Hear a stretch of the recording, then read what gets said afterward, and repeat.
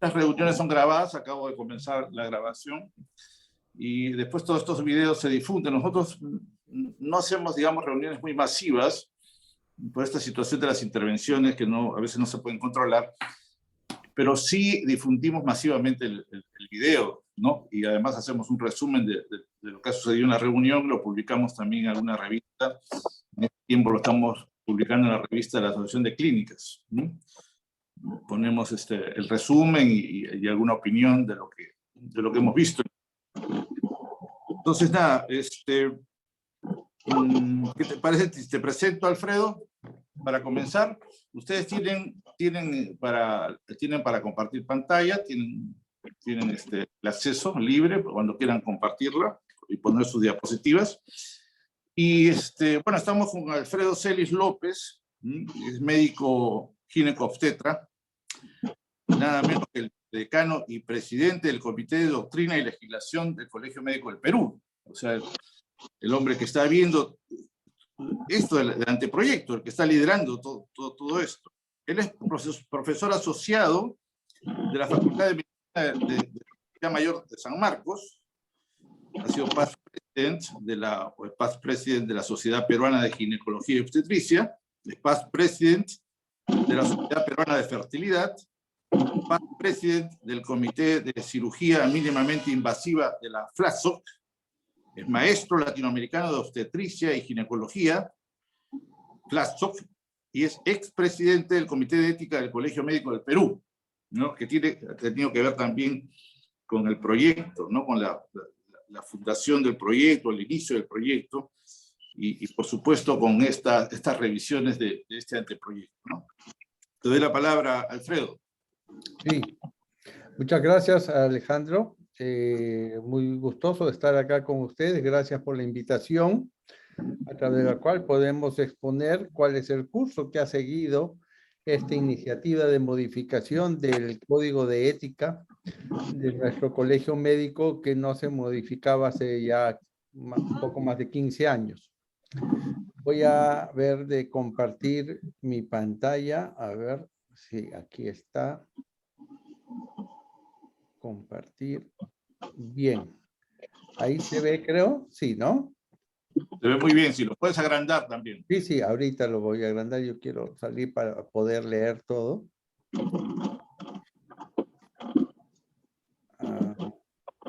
Muy bien. Entonces no va a ser esto una exposición muy larga. Yo lo que quiero hacer es un recuento de cómo comenzó esta iniciativa y cómo hemos llegado hasta el momento actual. En el año 2020, durante la gestión del doctor Miguel Palacios, decano en ese momento, y yo presidente del Comité de Ética y de Ontología del Colegio Médico, surgió la iniciativa de actualizar el Código de Ética, porque en ese momento ya tenía más o menos 14 años sin haberse modificado. Y era conveniente, dado los cambios que habían ocurrido en nuestro medio, la aparición de nuevos metodologías, nuevos conceptos, actualizar este Código de Ética. Por lo cual, el Consejo Nacional autorizó la actualización del Código de Ética y se contrató, se comisionó a dos colegas de reconocida trayectoria, que fueron el doctor Alfonso Mendoza y el doctor Alfredo Benavides. Ambos, en el tiempo de aproximadamente 4 meses, del 20 de agosto del 2020 al 20 de noviembre de 2020, nos presentaron un excelente trabajo de más de 200 páginas del trabajo que ellos habían realizado, que constó de un informe final, de una presentación ante el proyecto del Código de Ética y de Ontología del Colegio Médico del Perú, y dentro de sus anexos se destacaban su plan de trabajo, su informe preliminar, la invitación a participar en la encuesta sobre el Código de Ética. Se hicieron una encuesta con más de 100 participantes. Se presentó en este informe final las respuestas a la encuesta, los resultados de la encuesta. como se dice ahí el análisis cualitativo, los resúmenes de las entrevistas a expertos y expertas, así como invitación a reuniones con representantes de instituciones médicas, entrevistas con representantes de instituciones médicas y resúmenes de las reuniones con representantes de instituciones médicas, documentos con aportes y sugerencias de instituciones médicas. Acá les quiero mostrar un poco la encuesta que se hizo, que se envió a más de 100 colegas, y en esta encuesta se puede ver las siguientes preguntas. ¿Cuáles son los problemas éticos más frecuentes? Si pudieran apagar su micro, por favor. Decía que las preguntas que se hicieron en esta encuesta que se envió a más de 100 colegas fueron: ¿cuáles son los problemas éticos más frecuentes que ha observado usted en la práctica profesional, sea en el ámbito de la actividad privada o en el sistema público de salud? ¿Cuáles son las quejas más frecuentes formuladas por los pacientes advertidas por usted? Si ejerce la docencia, ¿cuáles son los problemas éticos que ha podido usted apreciar tanto en el pre como en el posgrado? En el campo de su especialidad, ¿cuáles son los problemas éticos más frecuentes? ¿Qué aspectos del Código de Ética y de Ontología deberían ser revisados o modificados? Precise, por favor, los artículos pertinentes y las razones que fundamentan sus sugerencias. ¿Qué vacíos o deficiencias encuentra usted? Precise, por favor, las razones y tendría finalmente algo que agregar. La lista de instituciones médicas y de la sociedad civil que se consultaron y que se tuvieron reuniones o entrevistas, además de las encuestas que les he mencionado, fueron la Organización Panamericana de la Salud, la Defensoría del Pueblo, el Acuerdo Nacional, la Academia Nacional de Medicina, la Academia Peruana de Cirugía, la Academia Peruana de Salud, la Academia Peruana de Derecho Médico Sanitario, las sociedades médico-científicas, Indecopi, el Instituto de Ética en Salud de la Universidad Nacional Mayor de San Marcos, la Asociación de Clínicas Particulares, la Asociación de Médicos Católicos, la Asociación de Familiares de Pacientes, la Asociación Nacional de Médicos Residentes, el Foro Salud y el Instituto de Derechos Humanos de la Pontificia Universidad Católica del Perú. Como pueden ver, esto no ha sido una iniciativa personal ni una iniciativa de algún comité. Esto ha sido una iniciativa aprobada por el Consejo Nacional y el encargo dado a los colegas para elaborar esta actualización del Código de Ética ha incluido o ha tenido en cuenta la participación de diversos sectores académicos y no académicos del quehacer médico. Y acá presento el cronograma de actividades, como pueden ver. Esto comenzó, como les dije, 20 de agosto y el 20 de noviembre del 2020 se estaba entregando este documento que tiene más de 200 páginas en el cual se pueden encontrar cada una de las encuestas que se hicieron. Se encuentran también las opiniones enviadas por las sociedades científicas, la Academia Peruana de Cirugía, la Academia Peruana de Medicina, y en base a estas opiniones, reuniones y encuestas, estos dos colegas elaboraron un informe final con este anteproyecto de actualización del Código de Ética. Para que se entienda un poco el contexto, le voy a mostrar muy rápidamente cómo está presentado nuestro Código de Ética actual. El Código de Ética actual tiene 3 secciones, 8 títulos, 17 capítulos, 20 enunciados y tiene 108 artículos. Las 3 secciones comprenden en su sección primera, principios éticos con 2 títulos, en su sección segunda, preceptos deontológicos de la práctica médica, 4 títulos, y en la sección tercera, juzgamiento moral, 2 títulos. De estas tres secciones, en la sección primera de los principios éticos, que tiene 2 títulos, la primera está en relación a la declaración de principios, que tiene 7 enunciados, y el segundo a las disposiciones generales, que también tiene 7 enunciados. Estamos hablando del Código de Ética actual, el que actualmente nos rige. En el anteproyecto, en cuanto a la declaración de principios, al título de declaración de principios, se amplió de 7 enunciados a 10 enunciados. En la sección 2, que son los preceptos deontológicos de la práctica médica, tiene 4 títulos. El primer título del trabajo médico, que tiene 51 artículos. El segundo título es la atención y cuidado de los pacientes, que tiene 6 capítulos y 40 artículos. El título 3 se refiere a documentos médicos, que tiene 7 artículos, y el título 4 a relaciones profesionales, que tiene 10 artículos. Como dijimos, se había ampliado en este anteproyecto en la declaración de principios. Voy a hablar al final. Decía que en la declaración de principios... Activa el micrófono. Ok. Entonces continúa, decía, Alfredo. Gracias, muy amable. En la declaración de principios se había ampliado de 7 a 10 enunciados. ¿Cuáles fueron estos 3 enunciados que se incluyeron? Ser médico hoy, más allá de la relación médico-paciente y de la dignidad de la persona humana.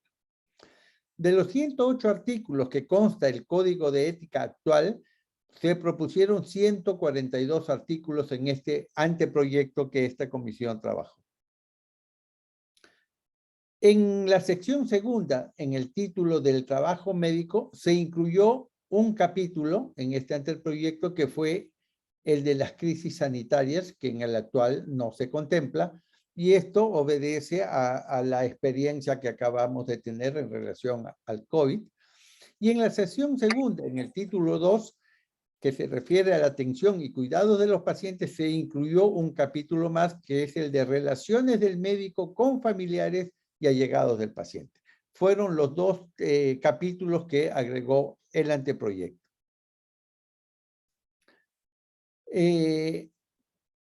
Recibido este anteproyecto con su informe final, se comisionó al Comité de Ética, que en ese momento yo presidía, a que revisara este documento y presentara su trabajo ante el Comité de Doctrina. No, que yo no voy a hablar todavía. Está hablando otro.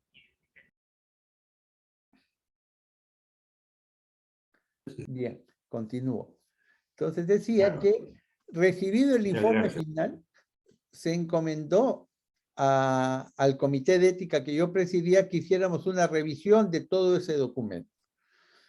De la revisión que hicimos, nosotros incluimos, o el Comité de Ética incluyó el capítulo 9 en el título 1 del trabajo médico, referido a la telemedicina y comunicaciones a través de la tecnología de la información y comunicación. Este capítulo fue incluido por el Comité de Ética y comprende 12 nuevos artículos de telemedicina que no habían sido considerados en el anteproyecto presentado al Colegio Médico. Además de la inclusión del capítulo 9 de telemedicina con sus 12 artículos, se incorporaron 9 artículos más, algunos que no habían sido considerados del código actual, que nosotros considerábamos que deberían seguir manteniéndose y que no habían sido considerados por los colegas que trabajaron este anteproyecto, y otros incluidos por el comité revisor, haciendo un total de 157 artículos. Asimismo, se revisaron los 142 artículos propuestos en el anteproyecto, como los 108 artículos del Código actual, de manera de contrastarlos, en algunos casos mejorando su redacción y en otros actualizándolos al contexto actual. Debo decir que en el estatuto del Colegio Médico, para modificar, ampliar cualquier artículo del estatuto, del reglamento, del Código de Ética, está estipulado en el artículo 75, que dice: Cuando excepcionalmente se encuentra la necesidad de efectuar enmiendas o adiciones al Código de Ética y Deontología, con mira a su perfeccionamiento, se efectuará de acuerdo con las siguientes prescripciones. Pueden plantear enmiendas o adiciones al Código de Ética y Deontología el Comité de Doctrina y Legislación del Consejo Nacional, que en este momento yo presido, el propio Consejo Nacional con el voto aprobatorio de por lo menos 2/3 de sus miembros, o los consejos regionales por acuerdo coincidente de por lo menos 3 de ellos. En este caso, la iniciativa partió del Consejo Nacional, partió del Comité Ejecutivo de la gestión anterior y fue aprobado por el Consejo Nacional para que se iniciara la actualización. De acuerdo a la normativa, en cualquiera de los casos previstos en el inciso anterior, el Consejo Nacional remitirá el planteamiento de estudio a una comisión ad hoc que será integrado por el presidente del Comité de Doctrina, el presidente del Comité de Vigilancia Ética, el presidente del Comité de Asuntos Contenciosos y los presidentes de los consejos regionales que se escogen en el Consejo Nacional. Este paso se dio y en base a eso es que se le dio al Comité de Ética darle la revisión final. El artículo 68 del Comité de Doctrina y Legislación dice: corresponde al Comité de Doctrina y Legislación lo siguiente: mantener en estudio la doctrina del Colegio Médico del Perú, el estatuto, reglamento y el Código de Ética y Deontología, proponiendo al Consejo Nacional las ampliaciones o modificaciones que estimen necesarias. Por lo tanto, cuando en el mes de noviembre del año 2020 se concluyó el informe final, en el Comité de Ética y Deontología del Nacional recibimos el encargo de esa comisión ad hoc de hacer la revisión pertinente. Trabajamos con los miembros del Comité de Ética y Deontología durante 4 meses y luego de eso elevamos nuestro informe final al Comité de Doctrina, que en ese momento estaba presidido por el doctor Ciro Maguiña, pues era la gestión anterior, estamos hablando del año 2021. Es así que el 12 de julio de 2021, luego de varias reuniones donde el Comité de Doctrina revisó el informe, el documento que nosotros habíamos trabajado en el Comité de Ética, recibiendo el aporte del área legal del Colegio Médico, se envía esta carta al doctor Miguel Palacios, decano nacional del Colegio Médico de Perú, donde dice: asunto, anteproyecto de modificación del Código de Ética y Deontología de la Comisión ad hoc que se había escogido para tal fin. Luego de este 12 de julio, transcurrieron algunos meses y lo que se había acordado en el Comité Ejecutivo Nacional era subirlo a la página web del Colegio Médico para recibir nuevamente comentarios, sugerencias y aportes al anteproyecto final. Debo decir que lo hicimos en el mes de septiembre, octubre, sin tener en cuenta que se había iniciado la campaña para las elecciones para elegir al decano de esta próxima gestión del año 2022. Por la coyuntura que se dio en ese momento, la presentación de este anteproyecto, que no era para aprobarlo, sino era para recoger sugerencias y comentarios, fue malinterpretada por un sector de colegas que entendieron que estábamos apurados en aprobar este comité de ética y que no era el momento antes de las elecciones. Nosotros aceptamos estas sugerencias, estas críticas que se hicieron y retiramos el anteproyecto de la página web y decidimos postergar su análisis, su evaluación y continuar el mismo en esta gestión. Es así que en esta gestión se nombra y se forma un nuevo Comité de Doctrina y Legislación el cual es presidido por mi persona en mi condición de vicedecano, que es a quien le corresponde presidir el comité de doctrina. Toda vez que este era un nuevo comité, se mantuvieron algunos de los colegas que estuvieron en el comité de doctrina anterior, que había ya aprobado la revisión que se había hecho del anteproyecto presentado inicialmente, pero toda vez que nuevos miembros se sumaron al comité, se creyó por conveniente nuevamente revisar el documento que ya había sido aprobado con la finalidad de que este nuevo comité de doctrina lo hiciera suyo y pudiera evaluar y proponer algunas alternativas o sugerencias como así ha sucedido. Desde las elecciones, desde la entrada en funciones de esta gestión que la preside el decano, el doctor Raúl Urquizo, que esto fue el 8 de enero, hemos venido trabajando durante el mes de enero, febrero, marzo, con el comité de doctrina, que yo lo presido y que está integrado por los colegas Iván Bosbodic, Miguel Gutiérrez, el doctor Luis Robles, el doctor Pedro Mendoza, la doctora Marta Villar, la doctora Juliana, ahí se me fue, Jauregui, el doctor Santiago Cabrera, el doctor, se me van los nombres ya por, ahorita me voy a acordar, el doctor Germán Vildósola, creo que son todos los miembros del comité. Con ellos hemos trabajado durante todos estos meses y luego de terminar la revisión y agregarle unos 3 artículos más que hacen un total de 160, se ha subido a la página web del Colegio Médico nuevamente. ¿Cuál es el plan trazado por el Comité de Doctrina? Revisar el anteproyecto aprobado por el Comité de Doctrina y Legislación de la gestión anterior, lo cual ya hemos terminado. Colgar el anteproyecto en la página web del colegio durante 45 días, que se cumplen, si mal no recuerdo, este 26 de julio, para recibir los comentarios y sugerencias. Recibidos estos comentarios y sugerencias, se iban a agrupar los artículos de controversia, porque no son los 160 artículos los que van a ser analizados nuevamente, sino aquellos donde haya mayor controversia, para ser analizados en una mesa de trabajo que debe llevarse 1 o 2 días, 30 días después de cumplido el plazo que va a estar este anteproyecto colgado en el portal o en la página web del colegio. Con las conclusiones de la mesa de trabajo, se elaborará un documento final, el cual se presentará al Consejo Nacional para su aprobación final.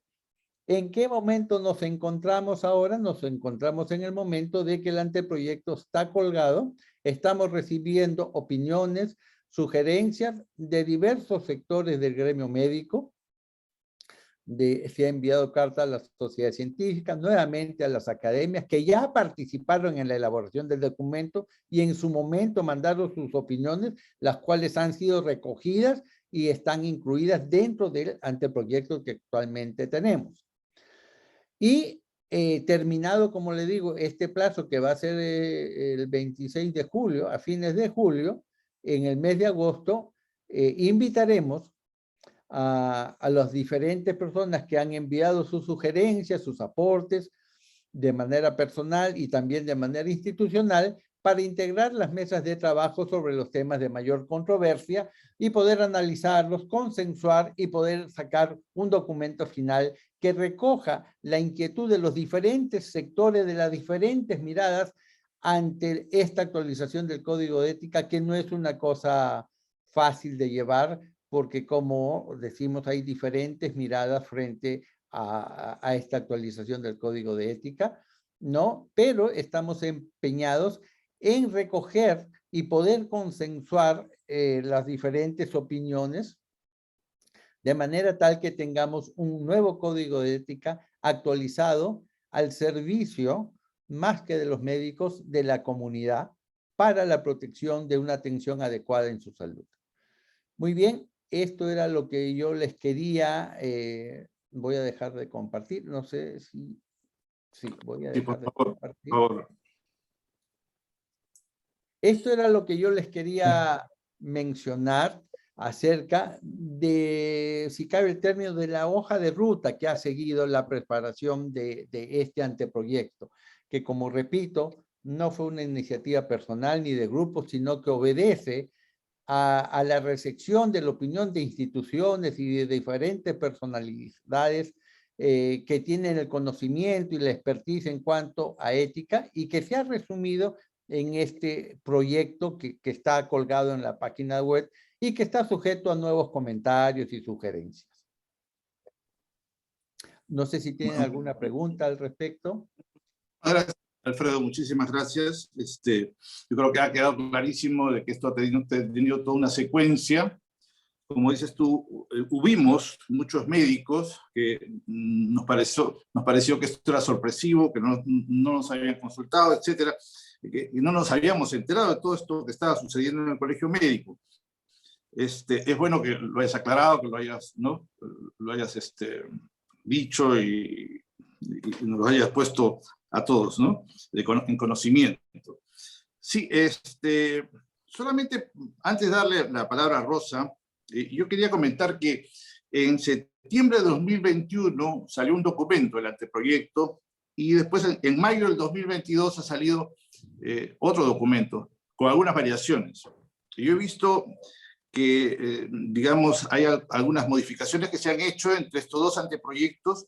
Veo que sí ha habido, digamos, una recepción de unas críticas.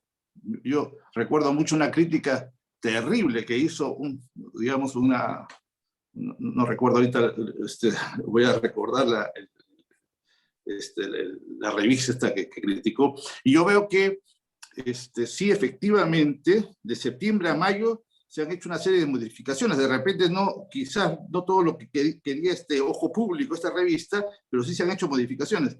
Pero lo que me llamaba la atención es que, por ejemplo, lo que decía la USAT, que hizo un pronunciamiento muy interesante y muy inteligente, no se le ha hecho caso en lo más mínimo. Entonces, yo quería por eso, y por eso invitamos a Rosa de la USAT, para que pudiese ella expresar, digamos, qué cosa es lo que piensa, ¿no? Lo que piensa toda su institución. Es la Universidad de Santo Toribio de Mogrovejo, que tiene una unidad de bioética, es muy importante en el medio, y queríamos que ella nos cuente en qué basa su comunicado y cuáles son las sugerencias que ella tiene para este comité de doctrina. Rosa, por favor, te voy a presentar. Rosa de Jesús Sánchez Barragán. Ella es abogada, no es médica, es abogada. Estamos, digamos, multidisciplinariamente viendo esta situación, ¿verdad? Como lo hace generalmente la bioética.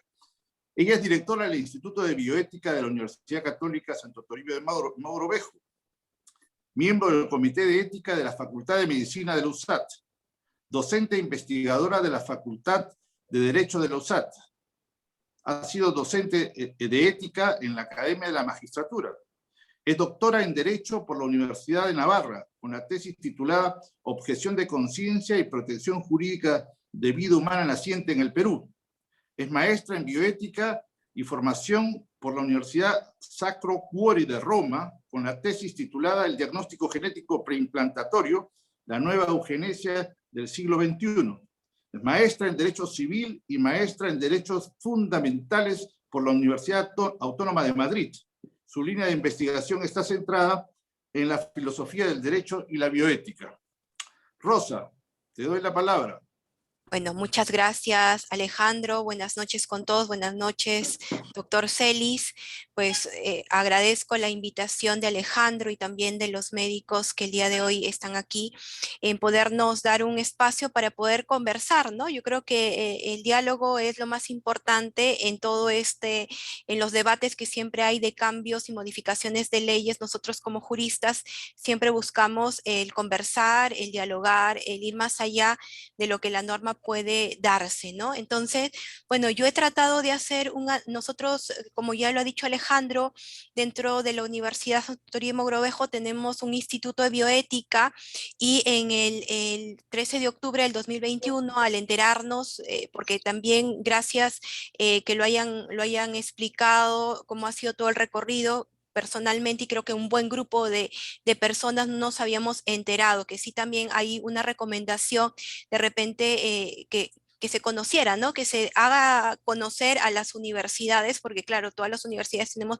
facultades de medicina y es importante que también se escuche la voz de las universidades, ¿no? Como también entes académicos, ¿no? El 13 de octubre del 2021 presentamos también unas observaciones por el medio, por el buzón que establecía la página web del Colegio de Médicos, pero bueno, no recibimos respuesta alguna y ahora, bueno, volveremos a ingresar el documento con las últimas observaciones que consideramos oportunas, ¿no? Y también que creo que va a ser enriquecedor escuchar a todos el día de hoy. Bueno, yo voy a simplemente a pasar a compartir el documento que tenemos como anteproyecto y ya me ha ayudado bastante lo que el doctor Celis ha ido explicando de cómo ha sido la creación. Y bueno, específicamente, como ya lo han dicho, está dividido en 3 secciones y esas 3 secciones, pues yo quiero destacar en la primera sección, pues lo novedoso que trae del ser médico, y me parece que ha sido un aporte fundamental de que se caiga en la cuenta de que sobre todo que es una vocación de servicio, la necesidad de la profesión médica es una vocación de servicio a favor de la humanidad, ¿no? Y rescata ahí 2 puntos específicos, que es la excelencia profesional y el humanismo. Y sí me gustaría que estas 2 ideas sean las que recalquen en en este hilo argumental que voy a ir dando, ¿no?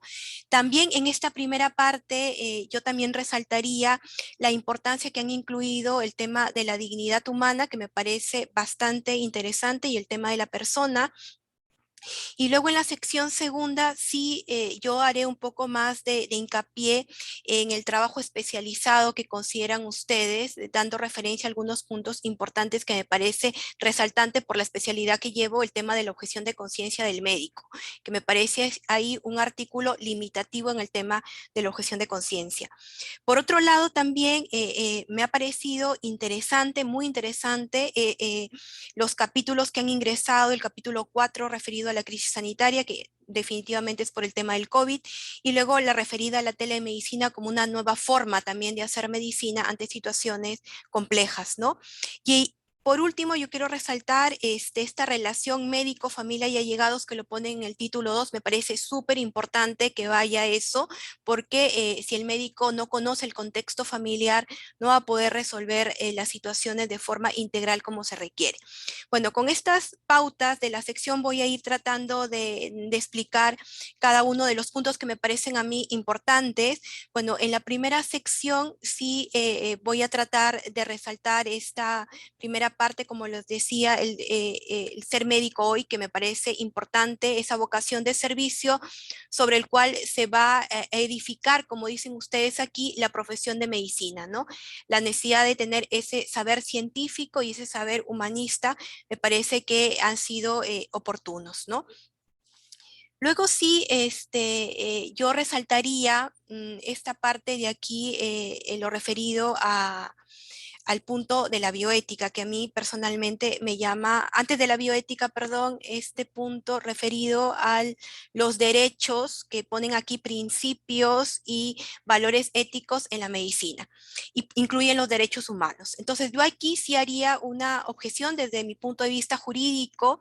Los principios son presupuestos, son bases, son fundamentos de los cuales se van a derivar derechos. Entonces un principio podría ser la dignidad humana, ¿no? Otro principio podría ser la defensa de la persona humana, pero incluir como principio los derechos humanos y de forma específica están haciendo aquí referencia al derecho humano de la salud, consideraría que no es en realidad un principio, sino más bien dejarlo como estaba antes, el código anterior.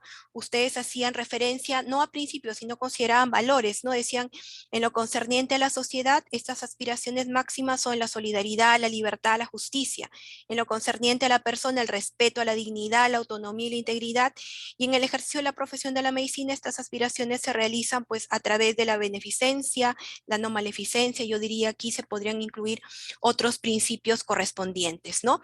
Sí, la acotación en esto que yo sí considero que simplemente han debido de poner es un derecho humano a la salud y con eso bastaría. Por otro lado, desde mi punto de vista de la bioética, considero que me parece que una de las funciones de la bioética es toma de decisiones prudentes, pero no es la única. Yo creo que no podemos reducir la bioética a la simple toma de decisiones de forma prudente, ¿no? Me parece que ahí es importante rescatar, por ejemplo, y aquí me tomo la atribución de leer el concepto que tiene esta bioeticista Elena Postigo y que recomiendo también. Dice: la bioética es el estudio sistemático e interdisciplinario de las acciones del hombre sobre la vida humana, vegetal y animal. En este caso hablamos de vida humana. Simplemente considerando sus implicancias antropológicas y éticas con la finalidad de ver racionalmente aquello que es bueno para el hombre, las futuras generaciones y el ecosistema, para encontrar una posible solución clínica o una elaboración de una norma jurídica adecuada. Por eso es que considero que más allá de la toma de decisiones, la bioética tiene que buscar el bien de la persona y está enraizado con la finalidad propia que tiene la medicina, ¿no? Entonces, también quiero rescatar que la profesión médica definitivamente está muy ligada al tema bioético, no solo, como digo, por la toma de decisiones prudentes, sino porque es una ciencia que nace por el impacto de las nuevas técnicas en la práctica médica y cada vez con mayor fuerza, ¿no? Por otro lado, también quiero rescatar aquí que la bioética principialista no es suficiente para la toma de decisiones. Es importante también recurrir a la bioética principialista. ¿Por qué? Porque si vamos a la bioética principialista, a la bioética personalista, si vamos simplemente a la bioética principialista, ¿qué nos pasará?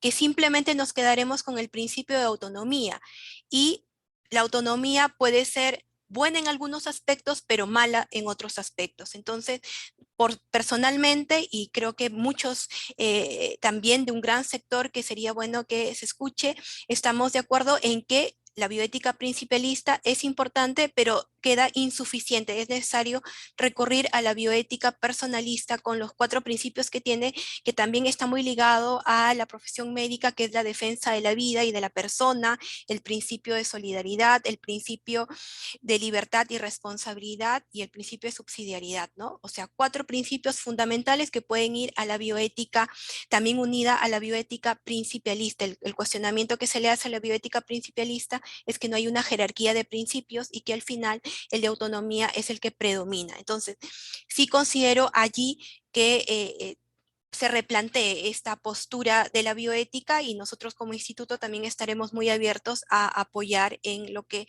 nos necesiten. Luego, también considero, bueno, aquí en relación al tema de la dignidad de la persona humana, me parece interesante lo que han puesto y también recomiendo nosotros a nivel de Perú, en el año 2011 hay un decreto supremo por el cual se dieron unos lineamientos de carácter obligatorio para la aplicación de la bioética de forma transversal en todos los ordenamientos jurídicos y en todas las instituciones. Entonces sí considero oportuno, unido al artículo que anteriormente estaba comentando, que no solamente la Declaración Universal sobre Bioética y Derechos Humanos nos habla de bioética, sino que tenemos una normatividad propia en Perú, que es el Decreto Supremo 011 del 2011, que nos establece y nos obliga a aplicar la bioética en este punto, ¿no? En relación al tema de la dignidad de la persona, también estos lineamientos lo dicen. Yo en esta parte considero que efectivamente la persona es el ser que se pertenece a sí mismo, que no puede ser reducida a la condición de objeto, y me parece muy importante que hayan puesto esto, y que por tal condición merece total respeto. Entonces, aquí no pueden haber vidas más valiosas y vidas menos valiosas. Aquí ustedes han puesto claridad en que estamos, en que por el hecho de ser humano, por el hecho de ser persona, ya se le debería dar toda la protección, y ustedes aquí también hablan de una dignidad ontológica por el propio hecho de ser persona. Hay que proteger a esa persona, hay que darle todo el apoyo concreto, ¿no?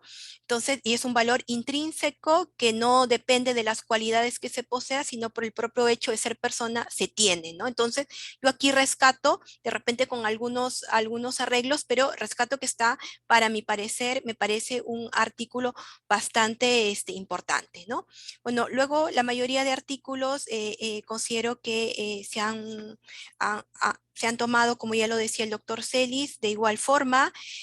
También aquí en el numeral 8 de estos principios habla de la relación médico-paciente, sobresaltando el tema de la autonomía, ¿no? Vuelvo a este tema, no solamente el médico es un servidor del paciente, sino que también tiene que tener el carácter humanístico para poder ayudar también y aconsejar, ¿no?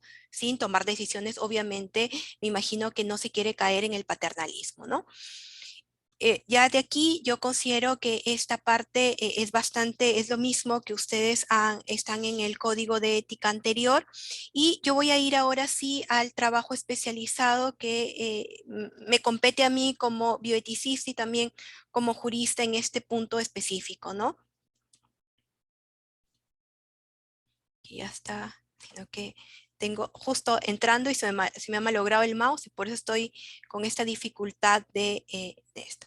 Bueno, en estos artículos, que creo que son los artículos más importantes, antes de eso está el artículo 26, que me ha parecido importante, y de verdad les agradezco que hayan incluido esta última parte del artículo 26, donde dice: el médico no debe evadir su responsabilidad de hacer la denuncia respectiva en casos de violencia. ¿Esto por qué lo digo? Porque luego vamos a ver casos de violencia en donde lo primero que tiene que hacer el médico es denunciar. Vamos a ver por qué, que me considero que es importante. Entonces, este punto es importante. En esta sección de este capítulo, en esta sección 1, el capítulo 3 del trabajo especializado, sí quiero incidir de forma específica en algunos artículos, el artículo 31 y el artículo 33, de forma clara, que también era lo que comentábamos, el tema del aborto terapéutico, ¿no? Sabemos que la terapia siempre tiende a curar, no a eliminar, ¿no? Y en este caso, sí, la defensa de la vida humana y obviamente el cuidado de la salud es el centro principal del médico y de la medicina, ¿no? Mientras creo que tanto el derecho como la medicina consideramos que mientras más vulnerable es un ser humano, más protección se le debe dar, ¿no? Entonces, en este caso, la medicina, pues como se dice, tiene que promover, tiene que preservar y tiene que proteger al más débil, ¿no? Algo que me parece que no queda totalmente claro del anteproyecto, como podemos ver aquí, de la clara promoción al llamado aborto terapéutico. Es verdad que cuando el médico se encuentra en la encrucijada, que ya conoce el procedimiento y que la realidad de los casos concretas, aquí hay ginecólogos que pueden hablarlo de forma más concreta, se pueda presentar en el campo de la salud, es importante que el médico vaya a salvar las dos vidas. No de frente a elegir una vida, sino la obligación es salvar las dos vidas. Y en el transcurso del camino, como consecuencia de salvar esas dos vidas, se pierde una, aquí no existiría ningún inconveniente. El problema de aquí estos artículos es que ya hemos elegido. Y hemos elegido en este concreto deshacer al niño, que estamos ante un ser humano, y es una contradicción con los artículos primeros de los principios, donde se establece que todos tienen la misma dignidad, ¿no? Entonces sería el artículo 31 y 33. Luego el artículo, el artículo 34, de forma específica el tema de la objeción de conciencia, que sí, aquí me voy a extender un poquito. Eh, mm, mm, el derecho a la objeción de conciencia es un derecho constitucional, es un derecho fundamental, es un derecho constitucional, y es el último eslabón que no puede ser eliminado en el médico. En este caso, sí, yo considero que esto es discúlpenme la expresión, de repente una situación compleja y a veces turbia en el sentido de decir si hay objeción de conciencia. La objeción de conciencia se tiene que dar sin ninguna limitación. No se puede someter la objeción de conciencia a decir el médico tiene derecho a la objeción de conciencia siempre y cuando encuentre otro médico que pueda realizar el acto. Entonces, ¿qué hacemos? El médico se vuelve un cómplice del acto que él en conciencia considera que no debe de hacerlo. Entonces, sí considero que no se puede poner como limitación en el tema de la objeción de conciencia porque es transgredir el último eslabón que tiene en este caso el médico ante una norma que considera que violenta su conciencia y lo más sagrado de una persona es la conciencia. Lejos del tema religioso, la conciencia tiene que ser protegida. Luego el artículo 35, sí, yo aquí haría unos ajustes en el sentido de que los primeros, dice aquí, nos pone aquí, ¿no? El médico que atiende a adolescentes que tienen relaciones sexuales deben informarles y orientarles sobre la importancia de asumir su sexualidad de manera responsable y de utilizar métodos anticonceptivos apropiados para prevenir los embarazos no deseados, y etcétera, etcétera, etcétera.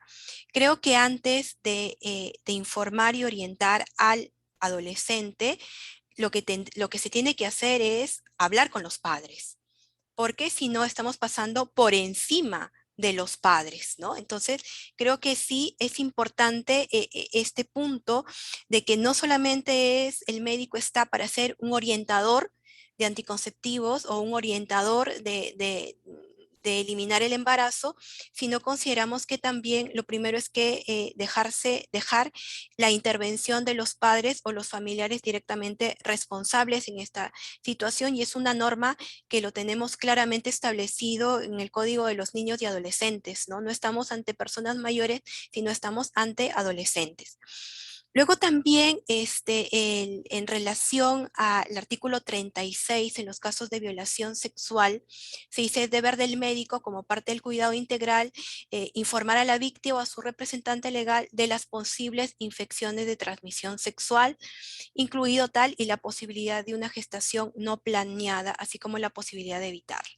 Aquí creo que lo primero que tiene que hacer el médico antes de ser un orientador, porque me parece así que simplemente es un orientador y se reduce el carácter sagrado de la profesión médica, es que lo primero es que tiene que denunciar.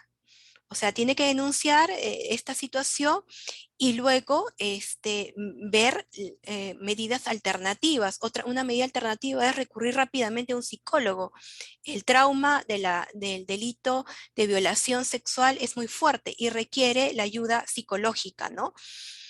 El anticonceptivo oral de emergencia, pues se podrá utilizar si son las 12 horas que están dadas, ¿no? Pero si es después, pues ya estamos cometiendo un aborto, definitivamente un aborto, y aquí ya estamos ante 12 horas, ¿no?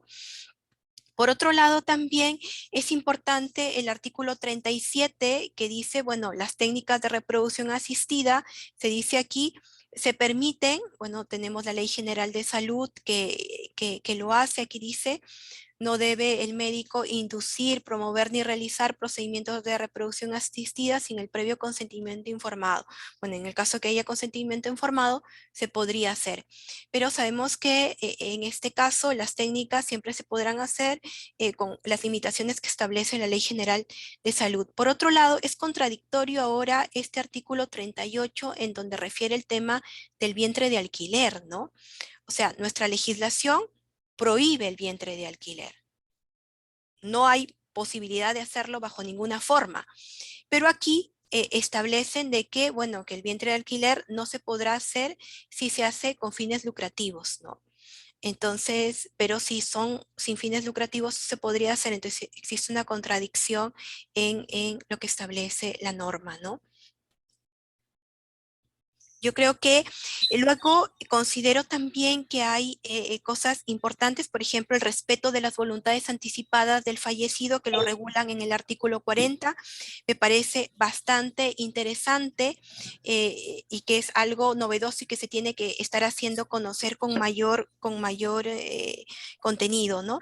Luego también me parece muy acertado la incorporación del derecho genético, porque cada vez está con mayor fuerza y creo que que ha sido interesante lo que han puesto y la prohibición de la clonación, ¿no?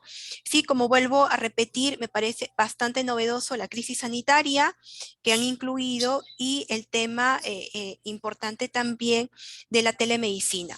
Por otro lado, sí me ha llamado la atención, por a ver si pueden apagar sus audios, me ha llamado muchísimo la atención que habiendo pasado una pandemia tan fuerte y estando hablándose ya con más fuerza el tema de los cuidados paliativos, solamente se hace una ligera referencia en el artículo 111, perdón. Considero que es importante, ya lo establece el Plan Nacional de Cuidados Paliativos para enfermedades oncológicas y no oncológicas, que es importante la incorporación de los cuidados paliativos en la normatividad que se empiece a trabajar, ¿no? Entonces sí considero que se debería de introducir la necesidad de una cultura paliativa en este anteproyecto, que tiene cosas, como les digo, me parece, a mi punto de vista, cosas bastante importantes, es necesario actualizarlo, pero también hay cosas que, como toda norma, tiene que guardar una coherencia. Si hay unos principios de protección absoluta al ser humano, entonces se tiene que proteger de forma absoluta en todo. También, y para concluir aquí, pues quiero llegar a la conclusión de que el propio anteproyecto establece el respeto irrestricto ante la persona y su dignidad, ¿no? Y por otro lado también la protección y el amparo, que no se le deje al aire a los padres de familia en la intervención cuando existe el tema de adolescentes. Y de forma específica también la obligatoriedad que se le debe dar al médico en el caso verifique un delito de violación, que sea necesario que se denuncie rápidamente, ¿no? El panorama actual en el tema de violación sexual es que la violación se está dando intrafamiliar, ¿no? Entonces hay que ver estrategias para tratar, ¿no? Entonces sí considero que el colegio médico debe tener en cuenta que el código de ética debe centrarse estrictamente en el campo de la ética y contener normas generales que orienten el accionar de los médicos y respetando los deberes y no reduzcan obligaciones o derechos que tienen, ¿no? Pero lejos de eso, pues yo también felicitar al colegio médico en esta iniciativa que tienen de actualizar el código de ética y de ontología, que creo que también vamos a ser beneficiarios todos, porque al final todos caemos, como se dice, en las manos de los médicos, y me parece que es necesario una modificación teniendo en cuenta, como les digo, el respeto de la persona y su dignidad. Bueno, muchísimas gracias, Alejandro. Gracias, Rosa, gracias. Bueno, hemos escuchado a la abogada. Primero escuchamos a un médico, ahora una abogada. Y yo quisiera escuchar a los filósofos. Alejandro, Comenzar a debatir un poquito sobre... Alejandro. Sí, Alfredo. Sí, me das un par de minutos antes de que le des la palabra para seguir escuchando las diferentes opiniones. Solamente quiero hacer una precisión. Me parece sumamente interesante los comentarios que ha hecho la doctora Rosa de Jesús Sánchez, importantes, pertinentes. Como diría un exministro que le picaba el ojo y le picaba el hígado, a mí me pica la lengua por dar respuesta a alguna de las cosas que se han mencionado, pero considero que este no es el espacio para esto.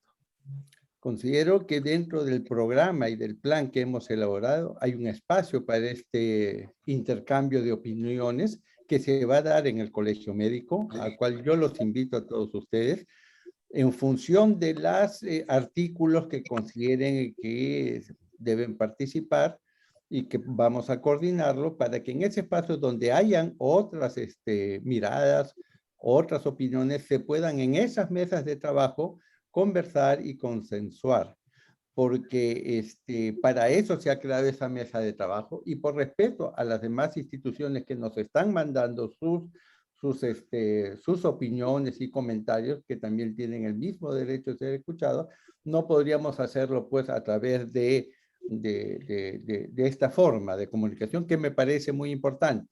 Pero lo que quiero resaltar y rescatar es que dentro del programa que nosotros hemos planteado y elaborado, existe un espacio para poder conversar e intercambiar opiniones sobre la cosa que estamos conversando. Esto no quita que el día de hoy yo estoy tomando en cuenta, además de lo que ya se ha señalado, las cosas que se están comentando y que se van a seguir comentando.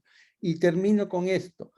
No es que no hayamos tomado en cuenta lo que se envió en septiembre del año pasado. Lo que pasa es que con toda esa vorágine de actividades y de críticas que hubieron en el momento que se colgó, al momento de hojar, eso quedó recién relegado y recién lo hemos estado viendo y por eso se ha tomado en cuenta y se va a incluir dentro de los artículos de controversia que vamos a discutir en la mesa de trabajo.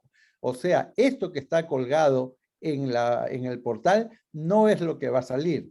Esto que está colgado va a ser sujeto de conversación y análisis en la mesa de trabajo que vamos a hacer en el mes de agosto, donde todos ustedes están invitados. Solo quería hacer esa precisión y sigo atento a los comentarios que se puedan dar. Perfecto, Alfredo, perfecto. Queríamos algunas opiniones de unos filósofos. Tenemos a Jorge Martínez. Jorge, ¿estás por ahí? Porque es muy importante, yo te quisiera preguntar algo, o que el enfoque es, Jorge, esta situación de la persona. Porque la persona habla sobre la persona de la Constitución, habla sobre la persona de todas las leyes, habla sobre la persona del código de ética. La persona se habla en todos sitios, pero no llegamos a definir qué cosa es la persona y qué conceptuamos nosotros por persona. Hay muchísimos criterios en estos momentos de la persona. Se está debatiendo tremendamente esta situación de la persona y no llegamos nosotros a precisar, porque cuando hablamos de personas, no sabemos de cuándo hablamos persona y esto termina la persona. Así que no sé si nos puedas ayudar, Jorge, en ese sentido. Sí, muchas gracias. No sé si se me está escuchando. Si se me... Sí, te escucho. Yo pediría también, por favor, que tengan cuidado con sus micros, porque estoy todo el tiempo apagando micros, Por favor, no prendan sus micros solamente cuando van a intervenir. Jorge. Sí, muchas gracias, Alejandro. Tiene toda la autorización del mundo para apagar el mío si es que empiezo a hablar una serie de cosas inconvenientes. Voy a poner la cámara que la tengo, no sé cuánto pueda ganarse con eso, pero ahora sí. Sí. Jorge, preséntate un poquito porque seguro que la gente no te conoce. No creo que se pierda mucho, si no me conocen, pero bueno. Yo me llamo Jorge Martínez, soy doctor en filosofía, hice una tesis en la Universidad de Lovaina, en Bélgica, hace unos cuantos años. Tengo mucha historia por atrás, no sé si es defendible o no, pero en estos momentos estoy como profesor a tiempo completo en la Universidad Católica San Pablo en Arequipa. Y estoy participando de este grupo de bioética personalista, al cual he sido gentilmente invitado por Alejandro, así que doy las gracias por eso. Bueno, eso sería demasiado, basta de presentación. Con este concepto de la persona realmente hay mucha controversia, porque se lo mezcla en todas las salsas. Y, me olvidé decir que soy argentino, eso, bueno, ya se notará, supongo yo. Este concepto de persona se lo mezcla en todas las salsas y hay como una especie como de consenso de que es un concepto importantísimo, aunque no haya demasiada claridad en qué consiste esto de la persona. De la lavadora, sácalo, por favor. Ahí está, listo, gracias. Es un concepto realmente importante y uno a veces preferiría que no se lo incluya en este tipo de documentos por la cantidad de dudas que suscita. Pero en ese sentido me parece que de todas maneras, aunque uno tenga la tentación de querer excluirlo de las discusiones por la cantidad de perplejidades que suscita este concepto, me parece que no se puede prescindir de él, porque hay como una percepción en el aire, independientemente de las posiciones que se defiendan en materia bioética, hay una percepción en el aire de que es un concepto importante, de que es un concepto sobre el cual vale la pena reflexionar.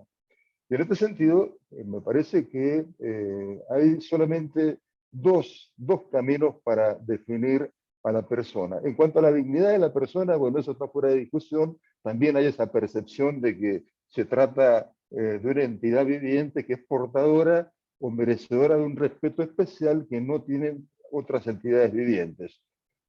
La persona es merecedora de un respeto tal vez que no se puede comparar con el respeto que merecen los árboles o los animales, sin que esto signifique que los árboles o los animales no merezcan respeto también. Pero hay una razón especial de un respeto por esta entidad viviente que es la persona. Me parece que en ese sentido hay solo dos caminos para definir a la persona y en función de eso estructurar ese respeto que le es debido. Esos dos caminos me parece que son, uno, el camino que yo llamaría, ustedes disculpen, el término así que puede parecer un tanto sobrecargado, pero el camino de lo ontológico y el camino práctico, el ontológico y el práctico. ¿Qué significa esto? En el ontológico nosotros definiríamos a la persona en función de lo que la persona es. Y en el práctico le definiríamos a la persona en función de lo que la persona hace. Personalmente, me parece que es más fecundo el primero de los caminos, lo que la persona es. Y en este sentido, ahí sí que hay muchas controversias porque, bueno, nos seguimos manejando todavía con un concepto de persona que fue acuñado en el siglo VI después de Cristo, que es el famoso concepto de Boecio, que define a la persona como la sustancia individual de una naturaleza racional. Yo a mí ese concepto, yo preferiría evitarlo porque se emplea un vocabulario que probablemente ya no es interpelante en nuestros días. Un vocabulario, yo no digo que no sea válido o que no tenga digamos, su importancia, pero es un vocabulario escolástico que probablemente ya hoy en día no tenga ese poder cautivante que podía tener cuando Boecio acuñó ese concepto. No obstante, yo lo que rescato de esto es la preocupación por definir a la persona por lo que la persona es. Esto es muy importante porque nos podríamos preguntar, por ejemplo, ¿cuándo comienza a ser la persona? ¿Cuándo comienza el ser de la persona? ¿Y cuándo deja la persona de ser? En este sentido, me parece que se podrían obtener, por ejemplo, argumentos contrarios al aborto a partir de esta estrategia argumentativa de partir por lo que la persona es. Si uno define a la persona por la que la persona hace, entonces uno tendría que decir, bueno, ¿qué es lo esencial que la persona hace? Y lo esencial que la persona hace es pensar. Pero claro, la persona no está pensando todo el tiempo. Hay un momento en que no piensa y que de hecho no podría hacerlo, por ejemplo, porque está en un estado de coma profundo o porque todavía no nace o porque no tiene su cerebro desarrollado, etc. Entonces, si nosotros definimos a la persona por lo que la persona hace, que es una estrategia más bien kantiana, diría yo, entonces corremos ese riesgo de dejar fuera de la personalidad a sectores importantes de lo que la persona es. Por ejemplo, la persona prenatal. Entonces, si nosotros olvidamos lo que la persona es, nos olvidamos esta entidad de la persona antes de nacer. Y esto da lugar a cosas como, por ejemplo, ese famoso artículo publicado por los autores italianos Alberto Giubilini y Francesca Minerva, en el que hablan en el Journal of Medical Ethics, un artículo publicado hace un tiempo, sobre la posibilidad y la legitimidad del aborto postnatal. Aborto postnatal, ese es el concepto que utilizan. ¿Por qué? Bueno, porque la persona se define por lo que hace, no por lo que es. Pero si nosotros pensamos en lo que la persona es, bueno, ahí tenemos que suscribir no a lo que la persona aquí y ahora está haciendo, sino a lo que ella está en condiciones de hacer por su propia naturaleza.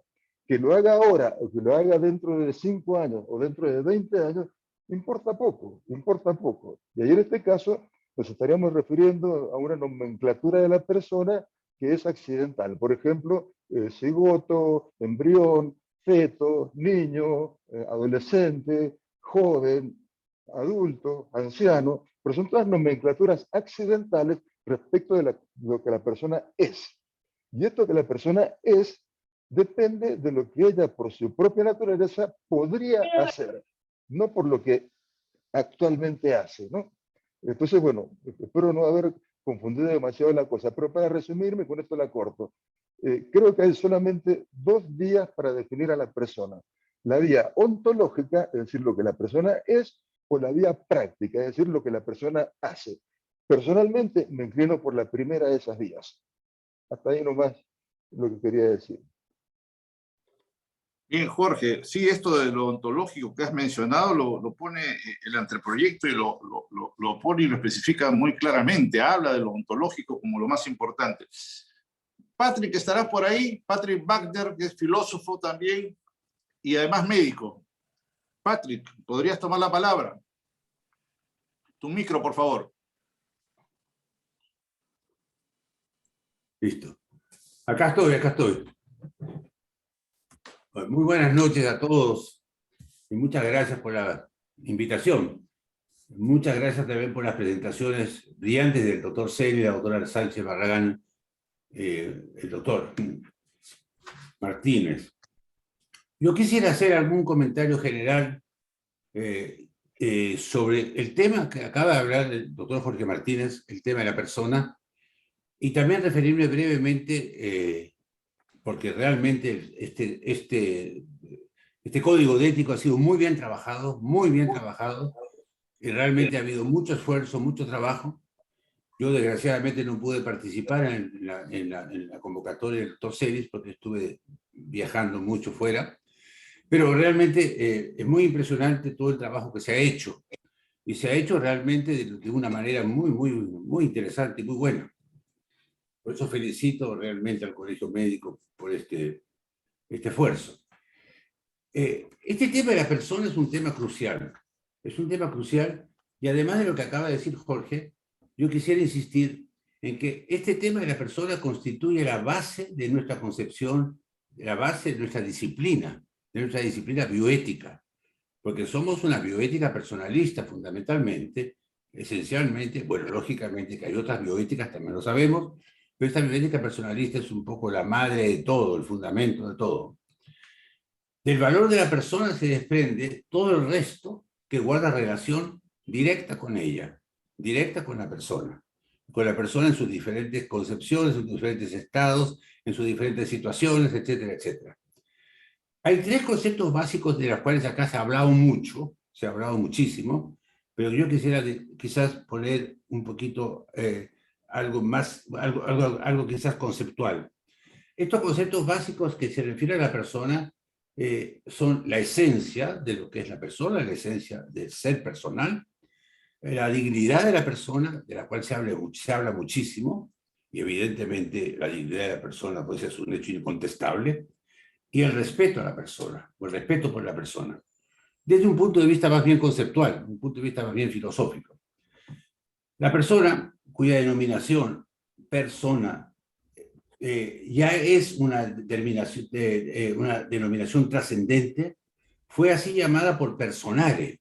Personare, la voz latina que significa resonar, por considerársela como la máscara de resonancia, de resonancia de lo absoluto, de lo infinito, de lo eterno, es decir, de la verdad con mayúscula, que resuena en el universo, convirtiendo a este entonces en un mundo.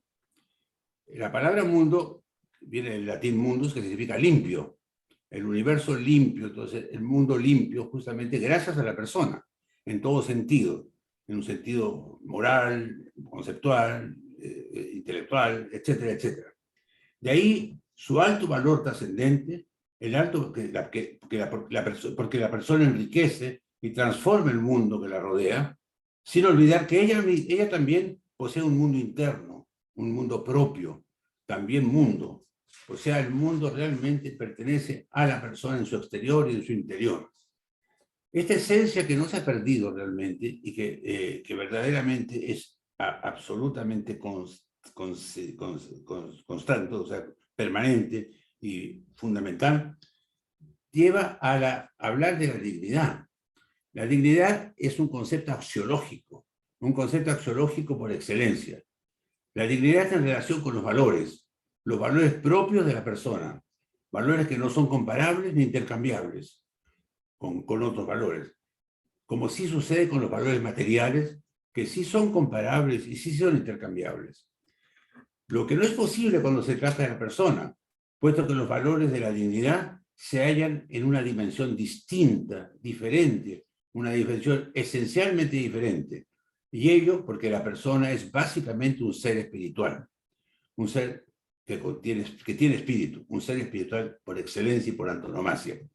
De ahí entonces la dimensión personal, la dimensión, digamos, axiológica, es totalmente distinta de cuando se trata de la persona o de la persona en relación con los objetos.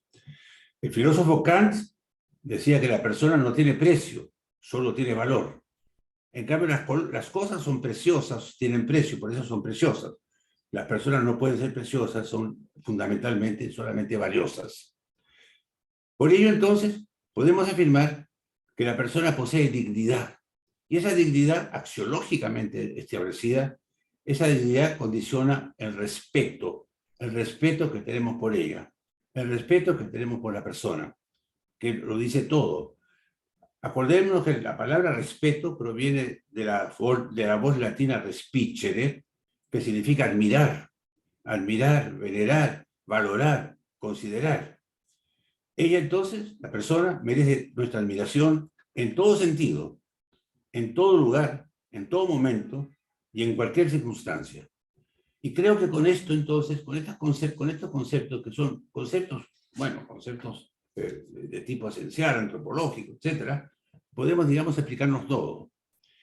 Y explicárnoslo todo, o sea, llevarlo todo justamente a este tema que realmente, que verdaderamente está constituyendo lo esencial de lo que es la persona humana. Y sí me gustaría, con este tema y con estos conceptos de dignidad realmente axiológica, de esencia personal, de respeto por la persona, hablar brevemente del tema del final de la vida. Creo que en el Código de Ética no se habla demasiado sobre el tema. Y me gustaría entonces que este tema de la agonía, el tema, digamos, del respeto de la persona agónica, estuviera, digamos, quizás un poquito más elaborado, un poquito más elaborado. Cuando hablamos de agonía, hablamos de lucha, hablamos de combate. La lucha por la vida, esa lucha por la vida que se acaba con la muerte, lógicamente. No olvidemos que el término muerte viene del latín mors, mortis, que significa freno, ¿no? No significa fin, significa freno. El freno a la vida, que fundamentalmente la vida física, la vida biológica, etc. Y hay algunos términos que realmente habría que revisar. Por ejemplo, el término de LETS, la limitación del esfuerzo terapéutico. Ese término LETS es un término que se usa mucho, y se usa mucho de una manera un poquito, no sé cómo decirlo, un poquito bajo, ¿no? A veces se dice, ¿podemos letar a este paciente? ¿Podemos aplicarle LET? ¿Podemos letarlo? Etcétera. Esta limitación del esfuerzo terapéutico, el LET, realmente tiene una connotación negativa, porque la limitación es algo negativo. Limitar significa un poco, casi podemos decir, abandonar o dejar, bueno, digamos, perder interés. Y evidentemente eso no es el sentido. No es el sentido aplicado justamente a la persona que está agonizando, a la persona con todos sus valores que acabamos de decir que está en plena agonía. Mucho mejor sería hablar de la adecuación del esfuerzo terapéutico, como se está haciendo ahora. Adecuar el esfuerzo terapéutico ya significa no abandonarlo ni mucho menos, sino que dirigirlo en forma realmente adecuada, valga la redundancia, para poder, digamos, estar consciente y estar frente a este paciente que en este momento se nos está yendo o se está acabando, se está yendo de las manos o la vida se está acabando. La futilidad terapéutica es algo que yo realmente no creo que deberíamos hablar. Porque yo creo que la futilidad terapéutica significa ya la terapéutica fútil, significa que ya no hay nada que hacer, no vamos a hacer nada y bueno, y dejamos todo, o pensamos que debemos dejarlo. Siempre hay algo que hacer, siempre hay algo que realizar. Ya no en el sentido de la curación, del cure, sino del care, o sea, del cuidado, no de la curación, que es imposible, pero sí del cuidado, del care. Y creo que esto es un término que no debería existir. Terapéutica fútil o fútil es realmente rendirse frente a una persona que está en un momento tremendamente dramático en su vida, en su agonía. Y tampoco me gusta mucho, lo confieso, el término de encarnizamiento terapéutico. Porque encarnizar tiene el sentido de romper, de destruir, encarnizar, es ser encarnizado, de ser cruel, de crueldad. Y yo preferiría hablar de obsesión terapéutica.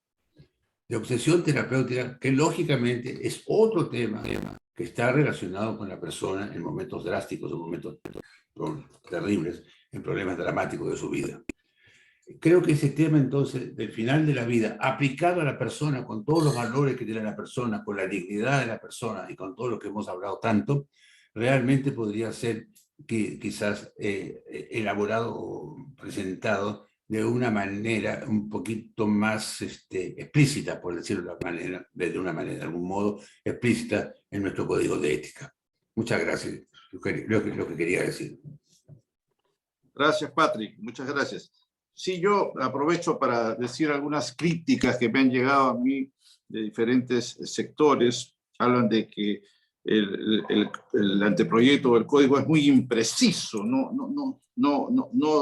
no dice exactamente a qué se refiere con las cosas, así como la persona, esto de la voluntad anticipada, no dice a qué se refiere, ¿no? Y después también han llegado críticas en el sentido de que está abarcando demasiado, se está metiendo en cosas que no debería de meterse en un código de ética y de deontología.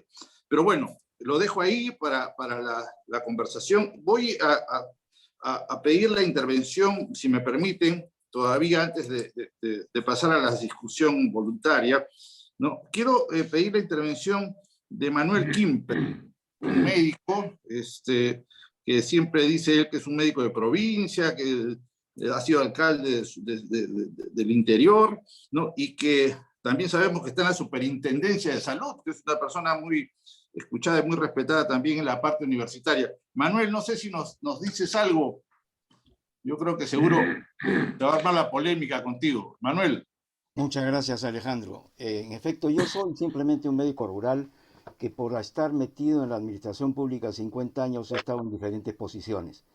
También soy docente y en pregrado fundamentalmente, he enseñado también en posgrado en varias universidades de La Lima y del interior. Y en estos 52 años de dedicarme a la administración pública y a la atención de la población a la que nos debemos, a servir a nuestra población, he aprendido muchas cosas. En los últimos 15 años o más quizás, ya 20 creo, he estado trabajando muy cerca de los abogados y algo he aprendido de ellos. He aprendido, por ejemplo, que las normas deben tener jerarquías. He aprendido que las normas deben tener jerarquías. Y eso a veces los médicos no lo entendemos bien. Por ejemplo, un fallo del Tribunal Constitucional es una norma que está en el nivel más alto, inmediatamente por debajo de la Constitución, porque es la aplicación de las normas constitucionales al resto de nuestra existencia.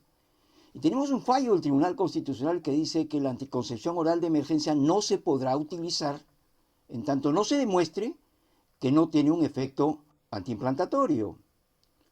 Y esto es curioso porque el propio fabricante de levonorgestrel dice que uno de los efectos de su producto es antiimplantatorio. Entonces me sorprende que el código de ética del Colegio Médico se alinee con una norma del Ministerio de Salud que está saltando por encima de un fallo del Tribunal Constitucional al distribuir la píldora del día siguiente. La función del código de ética es orientar la conducta de los profesionales que nos agrupamos en el colegio. Y esto es muy importante. La primera parte del código, como ha mencionado el doctor Celis, se refiere a los principios fundamentales que rigen nuestra profesión.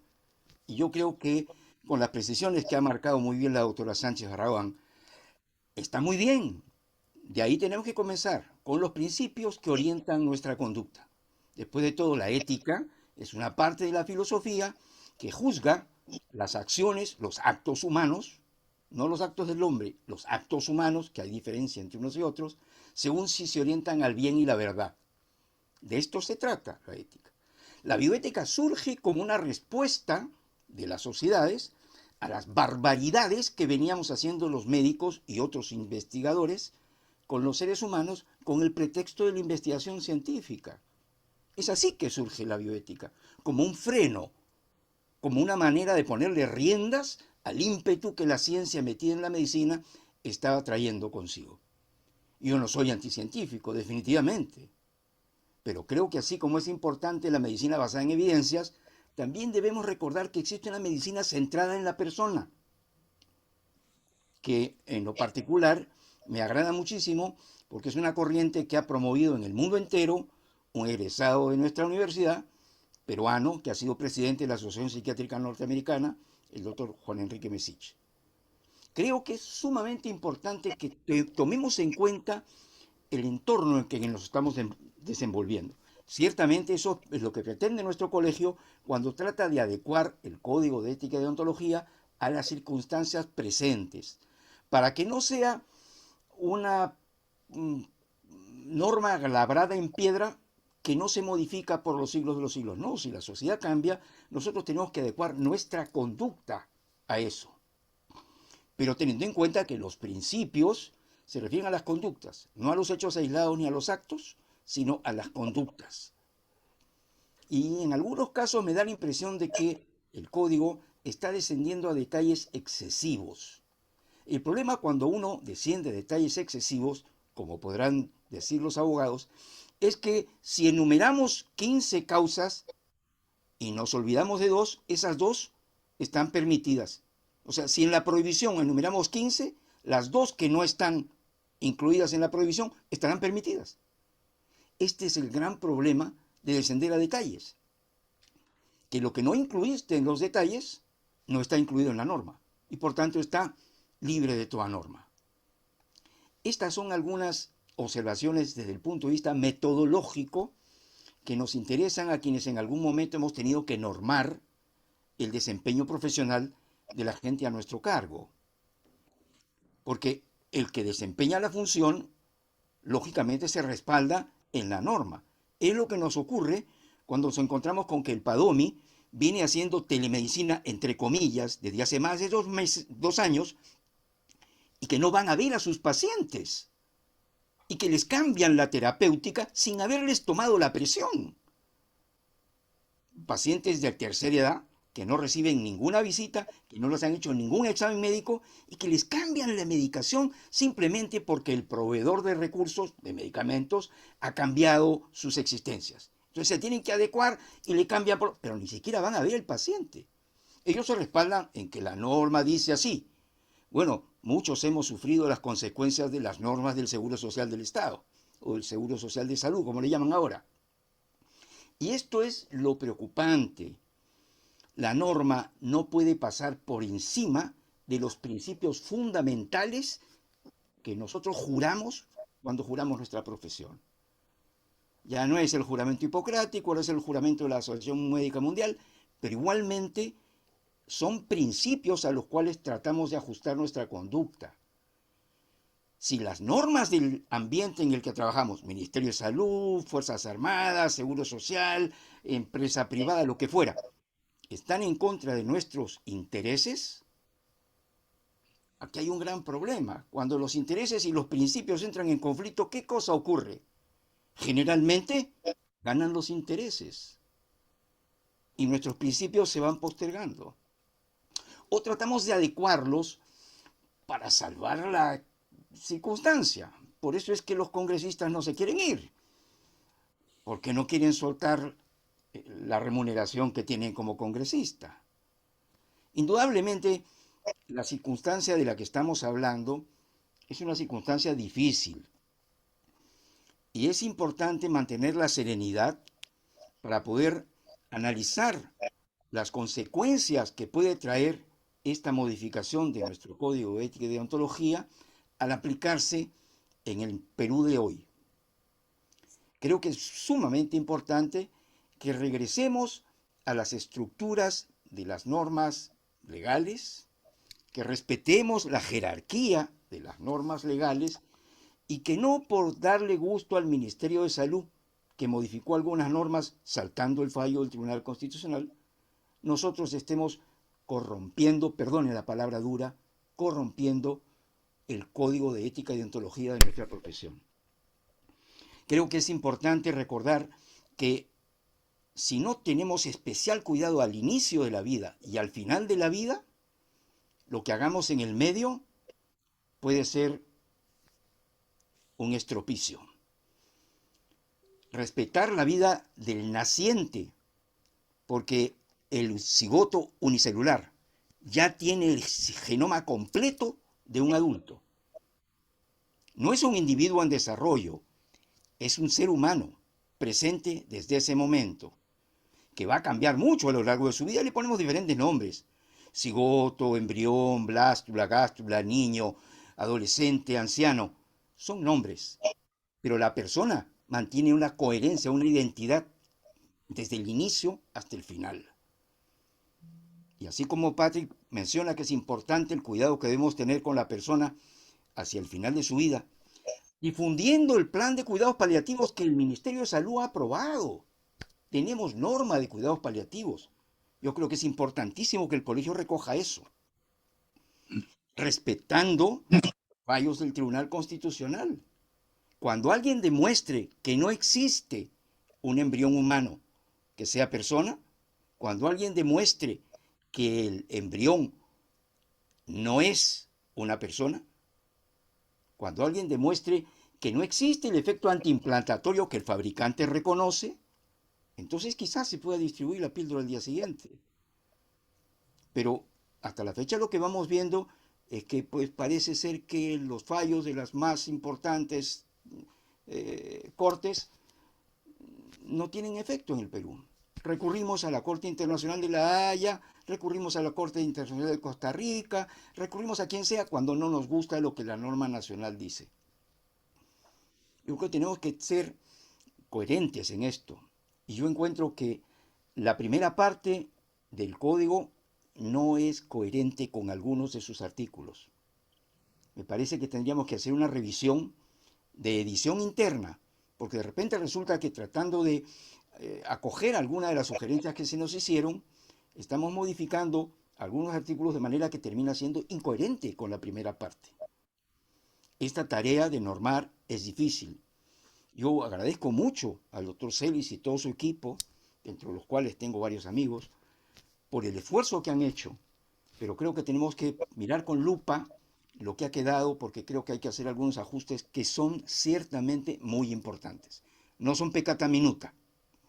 Perdonen ustedes que ya estoy utilizando latinajos como los abogados, pero los últimos 20 años de trabajar con abogados me han contaminado un poco. Ahora, para colmo, soy presidente del Tribunal de su Salud y ya tengo que hablar en sus términos porque ellos son mayoría. En fin, creo que es importantísimo que le demos una mirada tranquila, reflexiva, desapasionada, a pesar de la forma en la que yo hablo. El planteamiento que hago es un planteamiento sereno para tratar de corregir aquellas cosas que todavía necesitamos ajustar. Creo que todavía queda un poquito más de trabajo que hacer. Perdonen ustedes la extensión. Gracias, Alejandro. Gracias también, doctor Celis y doctora Sánchez. Gracias, Manuel. Hay interesante lo que has dicho, esto de la Corte Internacional, porque hay conflictos en estos momentos con el Tribunal, con la Corte Internacional en muchas cosas, y veo que el anteproyecto actual se ha incluido dentro de, digamos, de los razonamientos o las fundamentaciones, se ha incluido la Corte Internacional, ¿no? Y esto es importante, ¿no? Porque no se habla del Tribunal Constitucional, pero sí se habla de la Corte Internacional.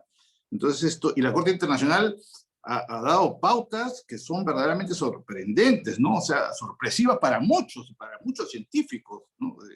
que digamos, están metidos en la genética y metidos en la embriología y todo, y la Corte Internacional ha sacado pues su criterio de que la persona es persona, o el ser humano comienza con la implantación y cosas así, entonces hay que tener cuidado. También has hablado un poco, creo, esto de la medicina basada en evidencias, ¿no? Que también ha habido un tremendo revuelo con esta situación de las ivermectinas y los hidróxidos de cloro y todas estas cosas. Bien, quería dar la palabra, no sé si Marisol quieres hablar, porque hemos estado conversando de que tú habías pertenecido, creo, al comité del proyecto anterior, Marisol. Bueno, buenas noches. Mi nombre es Marisol Egusquiza, soy jefe del servicio de hospitalización del Hospital Nacional Arzobispo Loaiza. En el año 2012 he sido miembro, secretaria del Comité de Asuntos Contenciosos y Procedimientos Disciplinarios. Hemos tenido oportunidad de estudiar muy bien el código de ética que está vigente. Y yo, después de escuchar la exposición del doctor Celis, lo único que podría decir es de que felicito esta gran iniciativa del Colegio Médico Nacional, porque justamente en este momento tan álgido donde estamos en crisis, necesitamos replantearnos medidas urgentes ante hechos que realmente confunden mucho a la población. En la misma comunidad médica también hay mucha confusión en todos los ámbitos. Y yo creo que los que están preparándose para ejercer la medicina están también confundidos. Entonces yo creo que aprovechar este espacio de actualizar el código de ética y deontología es una brillante oportunidad para revisar un poco lo que es la historia de la medicina, los temas de filosofía, el tema tan importante del concepto de persona. Yo no estoy de acuerdo con el hecho de mejor, como es tan complejo, mejor no hablamos. Al contrario, es un tema tan complejo que de repente vamos a tener mucho tiempo para conversar, pero este es el mejor momento para tomar posición sobre qué es la persona. Porque sabiendo eso, tomando una posición, de allí va a derivarse todas las acciones, todas las decisiones que nosotros podamos tomar.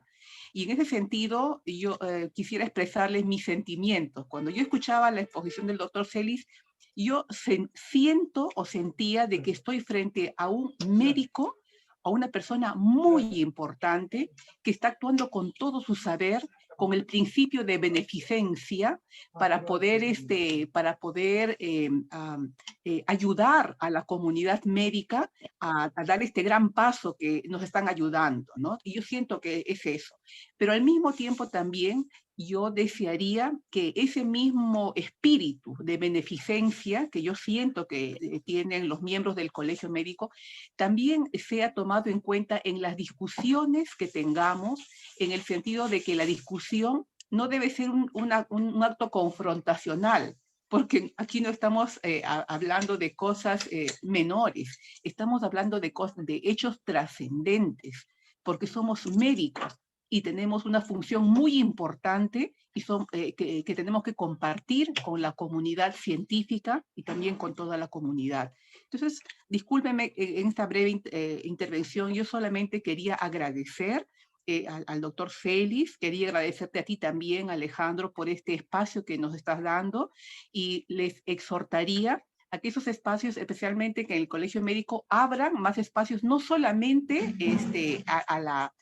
con las sociedades médicas, porque yo pertenezco a una sociedad médica, pero a veces no tenemos mucho tiempo para reunirnos. Entonces, tiene que abrirse el diálogo o por lo menos dirigirlo para que cada representante de una sociedad médica no solamente debe llevar su palabra y su propia voz o la voz de 2 o 3 personas, sino que debería de suscitarse un diálogo al interior de cada una de las sociedades médicas para que cada sociedad haga un conversatorio semejante a este, donde no asistan 37 o 40 personas, ¿no? Donde asista el grueso, o si no fuera la totalidad de los integrantes de cada sociedad, porque ahorita se está jugando la vida. Se está jugando la vida. Quien ha podido ser testigo de cómo muere una persona y cómo han muerto muchas personas por esto del COVID, realmente no puede quedarse tranquilo simplemente mirando las cosas que suceden sin sin levantar la voz, sin levantar una voz o sin hacer algo para detener eso. Yo creo que este es el momento de hacer algo y como médicos y científicos que somos, debemos de empezar por mejorar nuestro conocimiento y compartirlo. Muchas gracias. Gracias, Marisol.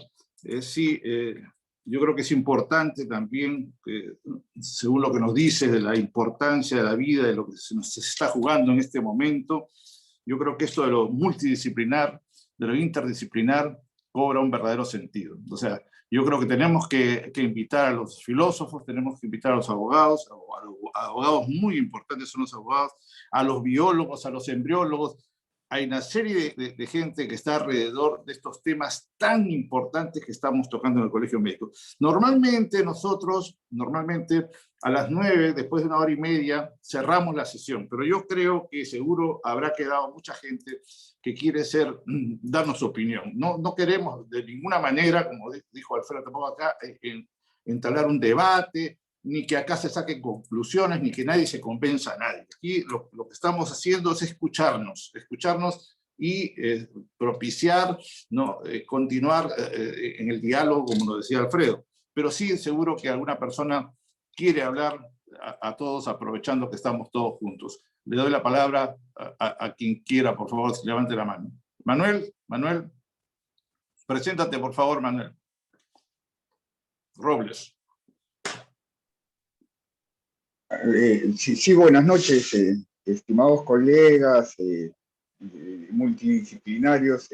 En primer lugar, agradecer su tiempo de dedicarnos a este conversatorio tan interesante, ¿no? Al doctor Alfredo Celis. Yo soy ginecólogo también, soy un médico ginecólogo y puedo jactarme de ser amigo del doctor Alfredo Celis, ¿no? Mucho tiempo que hemos coincidido en varios eventos y me alegra mucho que él esté detrás de este proyecto tan importante, porque es el que va a normar nuestra razón de ser como médicos, ¿no? Y de las futuras generaciones. Es una labor muy importante y por eso deseo y auguro que esto llegue a buen puerto y que al final no solamente sea el planteamiento de idea de un grupo, porque si no, no sería realmente una norma acertada. De alguna manera se tiene que llegar a tener un consenso general. Quería comentarles, actualmente la ética ya pasó a independizarse de la filosofía. Es una ciencia que tiene normas, que está, digamos, finalizando con el positivismo lógico su método de estudio y tiene como objetivo estudiar las diferentes morales, o sea, pretende llegar a criterios universales, que tengan valor universal. Por ejemplo, la libertad. ¿Y por qué toco este comentario? Porque nosotros como rama de la ética, o sea, la bioética, también es un concepto universal. No podemos hacer una bioética principista. Ahora sabemos que ya el concepto de la persona es el ontológico. Entonces tenemos que basarnos y tenemos que ser coherentes con ese principio de respetar a la persona desde su inicio hasta el final, en todo momento como se ha estado hablando, ¿no?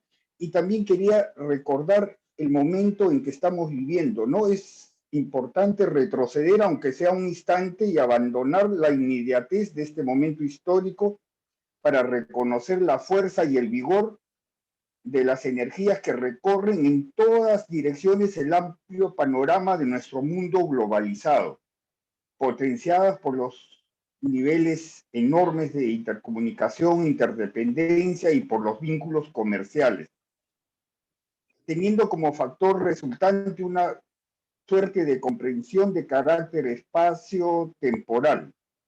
Entonces, la ciencia y la tecnología, como ejercicio de la razón en la que se fundamenta, se destacan nítidamente sobre el horizonte, para bien o para el mal.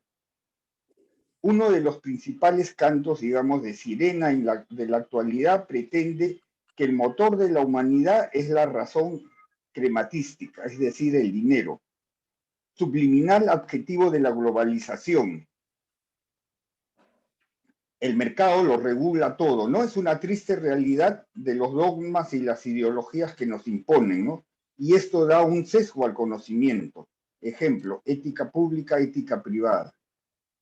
Acá ha quedado claro la razón, la verdad, al conocimiento es uno solo, y vamos a llegar en base al planteamiento de estas diferentes opiniones que mediante una discusión constructiva nos albergue, nos llegue a tomar acuerdos que ya van a tener carácter de conocimientos.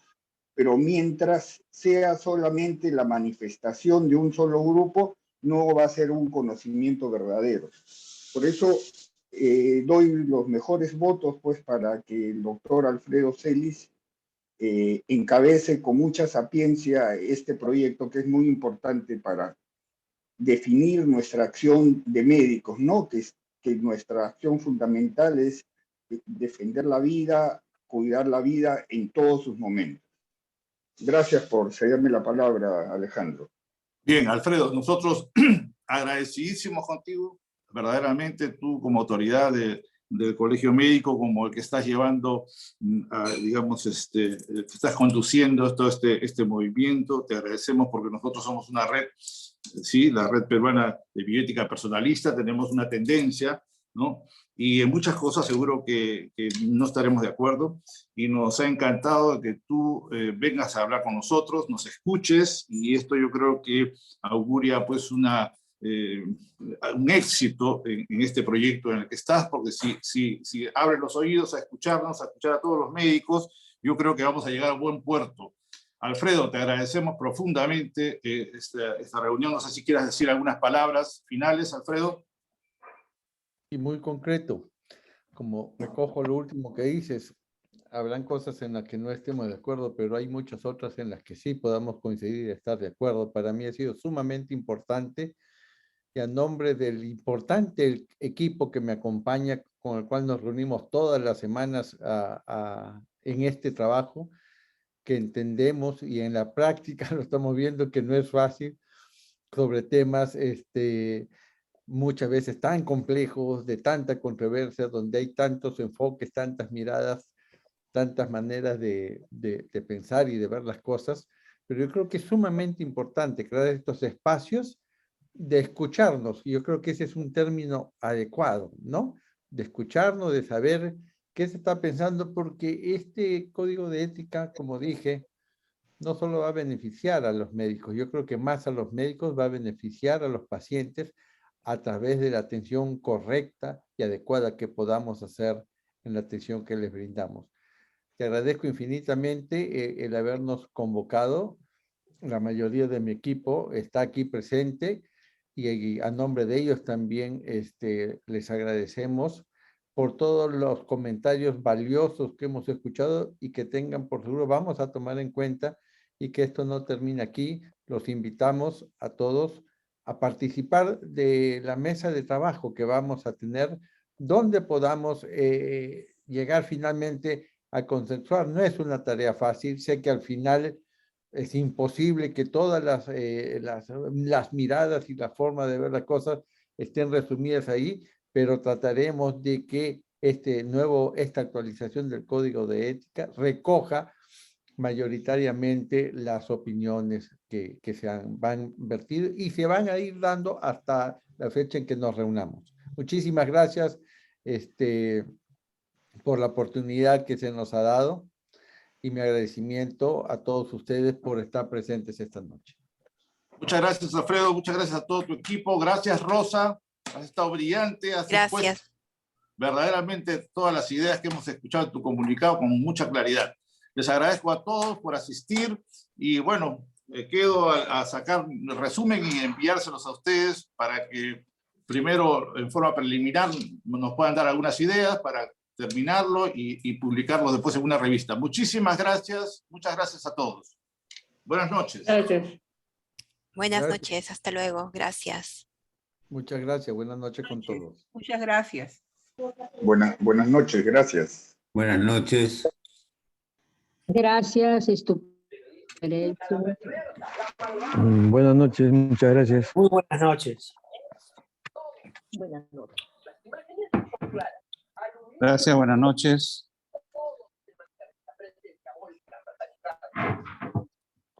Esto está anunciando hechos muy graves que corroboran con los acontecimientos que han ocurrido en Cajamarca con los mal llamados. Estamos advirtiendo